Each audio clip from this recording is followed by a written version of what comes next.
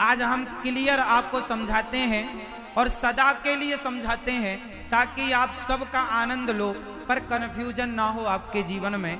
मैं आपको ये सवाल कल प्रश्नोत्तरी में किसी भाई ने ये सवाल पूछा था, इसलिए मैं आज इसका उत्तर आपको सबके साथ सबके सामने दे रहा हूं ताकि ये कन्फ्यूजन किसी को ना हो। हमारे सनातन को लेकर बहुत लोग सवाल खड़े करते हैं कि आपके यहाँ तो बहुत सारे भगवान हैं, बहुत सारे देवी देवता हैं, कन्फर्म ही नहीं हो पाता किसकी पूजा करें। आओ, कितने लोग क्लियर सुनना चाहते हैं सब्जेक्ट को? कौन लोग स्पष्टीकरण चाहते हैं सब्जेक्ट का? सब चाहते हैं, सुनो। बताओ हनुमान जी कौन है? हनुमान जी कौन है? भगवान शंकर। हनुमान जी और शंकर जी ये दो नहीं हैं, ये दोनों एक हैं।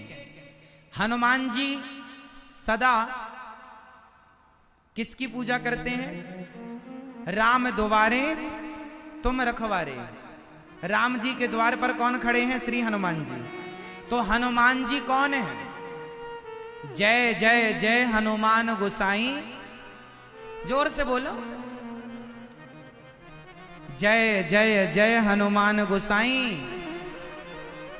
कृपा करहु गुरु। हे हनुमान जी, आप गुरुदेव की नाई कृपा करो और जितना प्रेम आप करते हैं राम जी से, वो प्रेम की भिक्षा हमें भी दे दो कि हम भी प्रेम कर पाए राम जी से।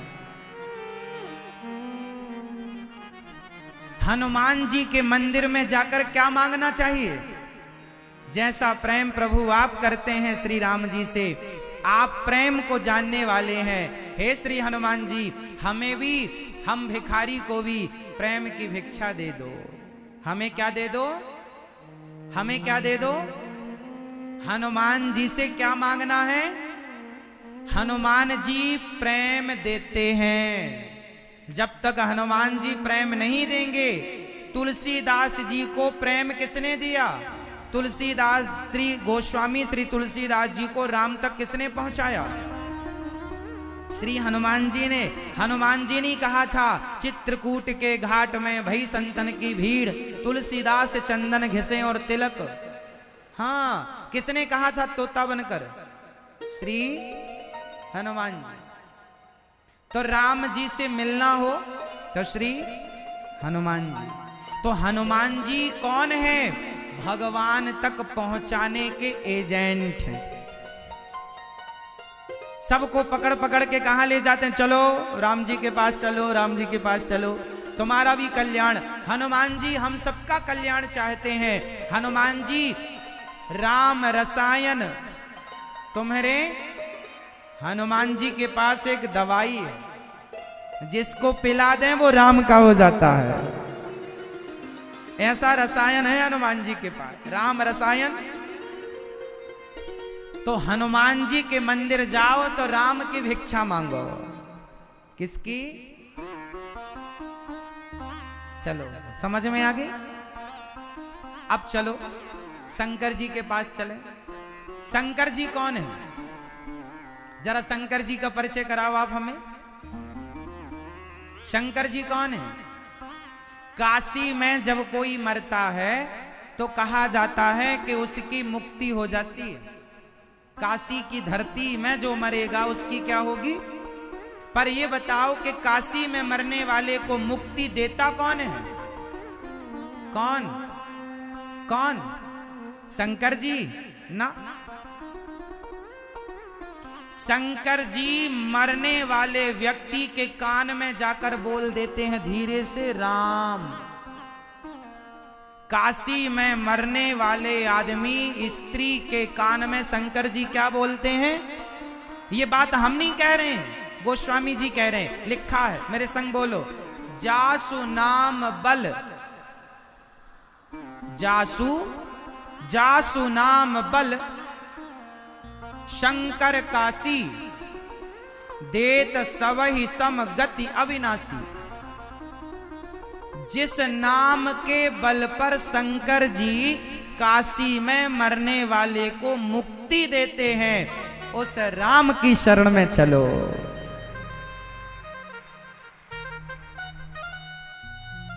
ठीक है। शंकर जी सदा वसंतम हृदयारविंदे। हाँ, शंकर जी के हृदय में कौन बसता है? राम। अयोध्या में राम जी आए, जन्म लिए कौशल्या मैया के यहाँ, तो शंकर जी रामलला का दर्शन करने आए कि नहीं? आज अवध की गलियों में नाचे जोगी मतवाला, अलख निरंजन खड़ा पुकारे देखूंगा कौशल्या का लाला।